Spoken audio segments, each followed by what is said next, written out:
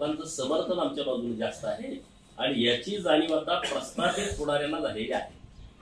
आता यांनी सगळ्यांनी एकत्रित येण्यापूर्वी माझी त्यांना विनंती एक आहे की तुम्ही आता जतच्या सगळ्या विषयावरती एकत्रित येताय तर माझा जतचा कारखाना सभासदांना देऊन टाका ना।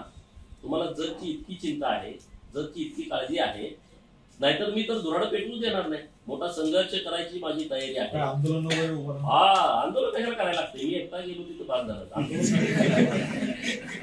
परंतु या विषयावरती जत तालुक्यातल्या पुढाऱ्यांनी जे या सगळ्या आघाड्या करत आहेत त्या सगळ्या लोकांना माझा प्रश्न आहे, तुम्ही विचारा की आमची भूमिका ही आहे आणि तालुक्यातल्या लोकांना माझं आव्हान आहे की तुम्ही सगळे एकत्र या। हा जो डाबलेला कारखाना आहे तो कारखाना आपल्याला परत घ्यायचा आहे, कारण याचं भाडं सुद्धा याच्यापेक्षा जास्त होते।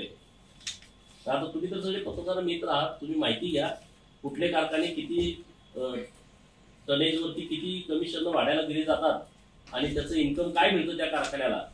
तर तशा पद्धतीनं आता एवढी वर्ष कारखाना हा नुसते 40 कोटीत गेलाय, तर तो कारखाना आम्हाला परत मिळाला पाहिजे। मला वाटते कॅनॉलचेच पैसे काहीतरी करोड रुपये मध्ये कारखान्याला मिळालेले आहेत। कारखान्याची जमीन इतकी मोठी आहे जी 250-300 एकरापर्यंत 280 एकरापर्यंतची जमीन आहे। त्यामुळे आता आमचा अजेंडा असा आहे की या कारखान्याच्यासाठी आमची संघर्ष करायची तयारी आहे। तो कारखान्याचं धुराड आम्ही पेटू देणार नाही।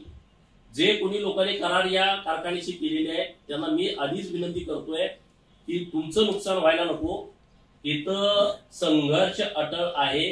जोपर्यंत हा कारखाना जत तालुक्यातल्या मायबाप सभासदांच्या हक्काचा होत नाही, मालकीचा होत नाही, ज्यांनी शिरड विकून, करड विकून, मेंढ्या विकून, धान्य विकून, ज्वारी असेल, बाजरी असेल, मका असेल किंवा किडूक मिडूक गळ्यातलं मोडून ज्यांनी सभासद फी भरली आहे आणि ज्यांनी 5-5, 8-8, 10-10 सभासद संख्या मेंबरशिप घेतलेली आहे त्यांचा कारखाना झाला पाहिजे। आणि याच्यावरती या सगळ्या लोकांनी जे आता माझ्या विरोधात आघाडी करतायत त्या सगळ्या लोकांनी याचं उत्तर द्यावं आणि मग निवडणुकीला पुढे जावं।